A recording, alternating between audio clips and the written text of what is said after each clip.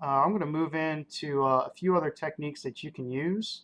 I'm going to actually show you photo filters. These are really cool in conjunction to all the adjustments that you can do in color and such.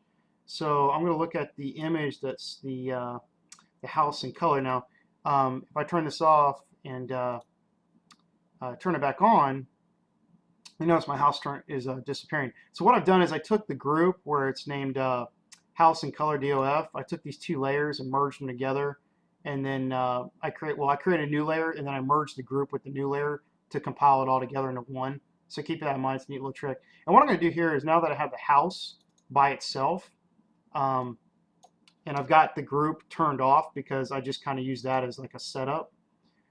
With just the house selected now, I'm going to go up to Image, and I'm going to go into,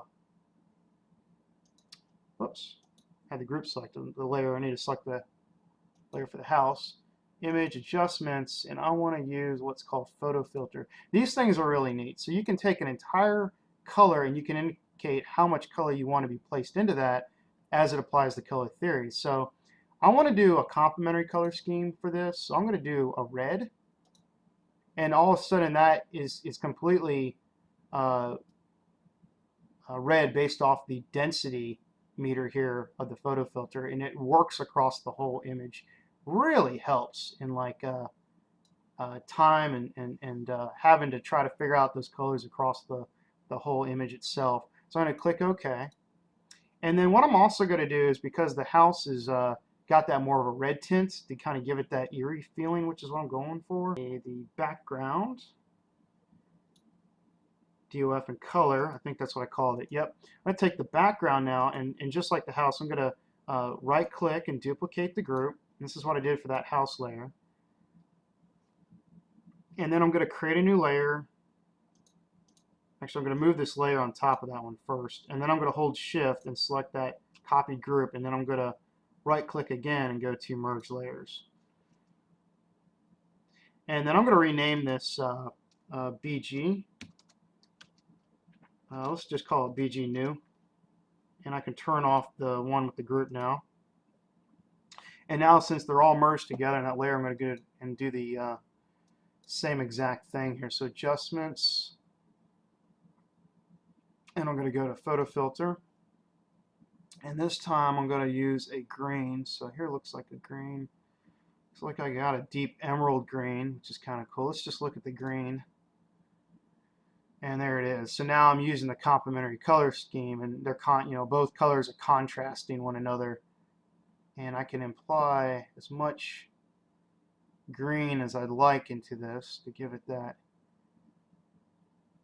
eerie look. I'd say about 30 looks pretty good. I'm gonna click OK, and nice. That is cool. And then one more thing I think I'll do is I'll see if I can create more of like an area of like a sun glow. And what you can do is you can use vector shapes to do things like this. And I'm going to now go into vector just a little bit to kind of show you what shapes can do and how they can complement titles and such. So real quick, what I'll do is I'll just create a new layer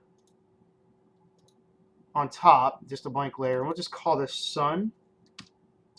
And what I'm going to do here is I will, on that layer, go to shapes down here. I'm going to create an ellipse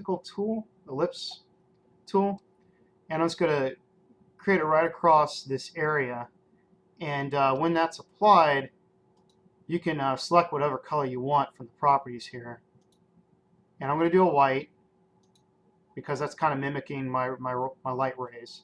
And then what I'll do is just create a new layer, and then I'll hold Shift and select that original vector layer, and then I'm going to go and you can click that tab and you can merge them, or go Control E. I'm going to merge it. Let's rename it again to Sun, because when you merge layers, it turns it back to default layer 1, which is not what we want. And then with that applied, I have the ability to create a layer mask, and then with the layer mask applied, hardness 0, let's get some nice variation. I can even grab different brush settings in here. I think I'll give like a feather edge. You can kind of come in here, and we can knock out those hard edges, of course.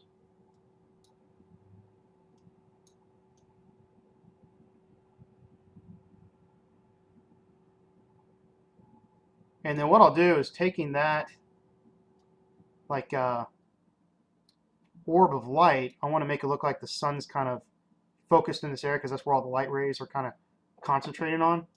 And I'll take it, and then with that layer selected, not the layer mask, we'll go back to image here, that section, go to filter, and let's add a radial blur.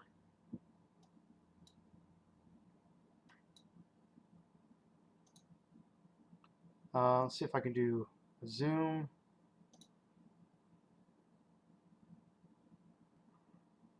There it is. It's placed in.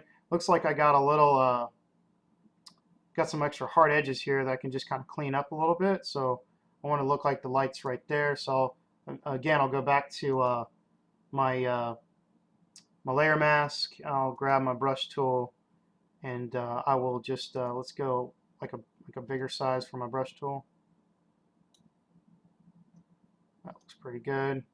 And then I can just kind of feather it out a little bit more, get rid of some more of those hard edges, but we have the understanding that that's kind of where the main resource of light is in this scene.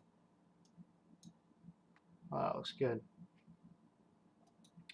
Okay, and we'll do one more little section here about vectors and titles. So keep in mind that you can go to my LinkedIn page at linkedin.com if you would like to link up with me and have me as a resource and a reference in your list of contacts.